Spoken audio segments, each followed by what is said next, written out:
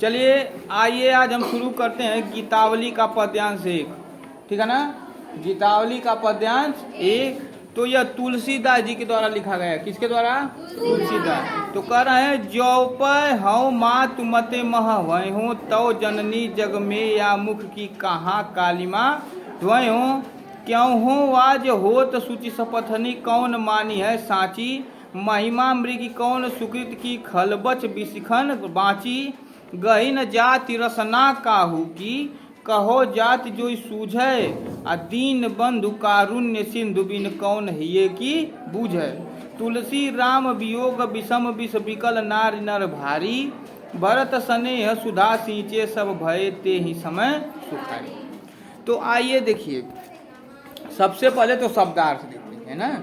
तो शब्दार्थ में मते का मतलब होता है मत या राय। जैसे नहीं लोग कहते हैं कि तुम्हार का राय है, चाहे सभी लोग एक मत होकर के ना। उसके बाद ध्वयो मतलब धोऊंगा, सूचि मतलब पवित्र, सपथनी मतलब कसम खाने से, सुकृति मतलब पुण्यात्मा व्यक्ति, खलबच विशिखन मतलब दुर्वचन रूपी बाणों से, गही मतलब पकड़ी, रसना मतलब जीव, कारुण्य मतलब सिंधु करुणा के सागर प्रभु श्री राम, और बूझे मतलब समझे। बूझे मतलब समझे। तो आइए जानते हैं कि जो पै हो मात मते मत भय हो तो जननी जग में या मुख की कहाँ कालिमा ध्वयो।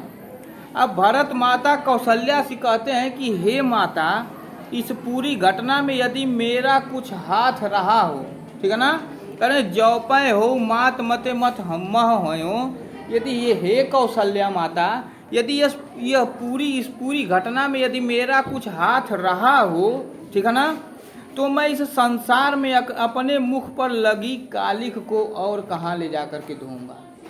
लगी कालिख को और कहाँ ले जाकर के धोऊंगा। लिखा है ना, कहाँ कालिमा धोऊं। तो अपने मुख पर लगी इस कालिख को कहाँ ले जाकर के धोऊंगा। क्यों हो आज होत सूची सपथनी कौन मानी है साची महिमा मृगी कौन सुकित की खलबच बिसिखन बाँची। ठीक है ना, लाख सौगंध खाने के बाद मैं दोष मुक्त नहीं हो सकता। लिखा है ना, क्यों हो वाज सोत सूची सपथनी कौन मानी है साची की कितनी भी मैं कसम खा लूं, लेकिन उससे मैं दोष मुक्त नहीं हो सकता। मेरी बात को कौन सत्य मानेगा, मेरी बात को कौन सत्य मानेगा। फिर क्या करें इस संसार में, ठीक है ना, कर रहे हैं कि महिमा मृगी कौन सुकित की खलबच विसिचन बाँची। कर रहे हैं ना कि इस संसार में ऐसी कौन सी पुण्यात्मा है जिसकी महिमा रूपी हिरनी दुष्टों के वचन रूपी बाणों से बची है। ऐसी कोई भी आत्मा नहीं है जिसकी महिमा रूपी हिरणी दुष्टों के वचन रूपी आत्मा से बची हो। अर्थात दुष्ट आत्माओं ने सभी का अपमान किया है।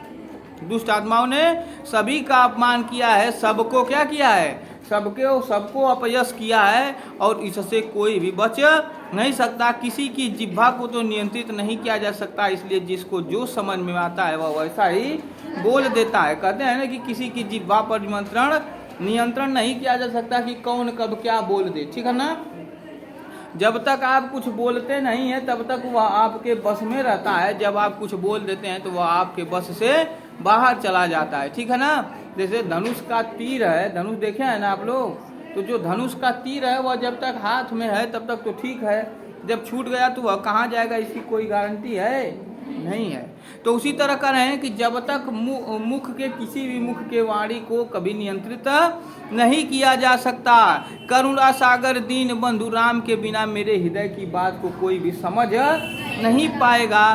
तुलसीदास जी कहते हैं कि राम के वियोग रूपी कठिन विष से जब सब नर नारी व्याकुल हो रहे थे, उस समय भरत द्वारा प्रेम रूपी अमृत से सींचे जाने पर सबको बड़ी शांति। ठीक है, तो इस प्रकार इसमें शांत रस की बात कही गई है। और जो अलंकार है रूपक एवं अनुप्रास अलंकार है। हाँ, कौन सा अलंकार है? रूपक एवं अनुप्रास अलंकार है। इस प्रकार यह पद्यांश समाप्त हो गया।